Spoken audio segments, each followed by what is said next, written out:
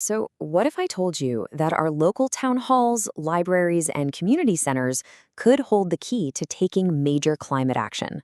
Well, today we're diving into a guide that lays out a clear roadmap for exactly that, turning the public spaces we see every day into powerhouses for a cleaner future. Let's get right into it. It seems like a massive question, doesn't it?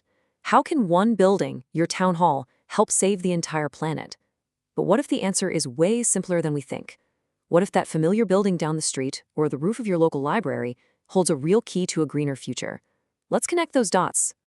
Here's the big deadline, 2050. Now, across the UK, local authorities have a legally binding target to hit net zero emissions by this year. And listen, this isn't just some vague goal or a nice to have. It's a legal requirement. That means the pressure is on to find solutions that work, that can scale up, and that can happen fast. And that brings us to a really elegant solution, one that's literally right above our heads. We're talking about solar power. It's practical, it's accessible, and it's becoming more and more affordable. It's a way for local governments to decarbonize the very buildings and land they already own, basically turning their existing assets into powerful tools for climate action. So what is the solution in practice? Well, it's all about deploying solar panels on that huge portfolio of buildings and land that local councils already manage. It's about tapping into a massive and kind of hidden resource. And this is where it starts to feel really real. Just think for a second about the huge flat roofs on the schools and libraries in your own neighborhood. Or what about the thousands of social housing units? Or those big patches of unused public land? Every single one of them is a potential clean power plant in miniature, just waiting to be switched on. Okay, so the potential is clearly there. It's huge. But how do local authorities actually do it? How do they make it happen? Well, this guide lays out a fantastic toolkit with 3 distinct paths they can take to bring solar to the community. So let's unpack these 3 key methods, right? Each one offers a slightly different approach, and they're tailored for different needs and different budgets. First up, you've got the Power Purchase Agreement, or PPA. Now, this model is brilliant. Basically, a solar developer comes in and they install and maintain the panels at zero initial cost to the council. In return, the council just agrees to buy the electricity that's generated at a fixed price over a long term. You can almost think of it like a subscription service for clean energy. Okay, next up, procurement frameworks. The easiest way to think about this is like a pre-approved shortlist of trusted partners. So instead of a council having to start from scratch, trying to find a reliable installer, they can just use a framework of companies that have already been vetted.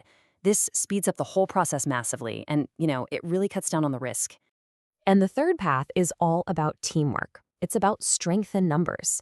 A collective purchase scheme is, well, it's pretty much what it sounds like. Several smaller councils or public bodies team up, they pool their resources, and they buy everything in bulk.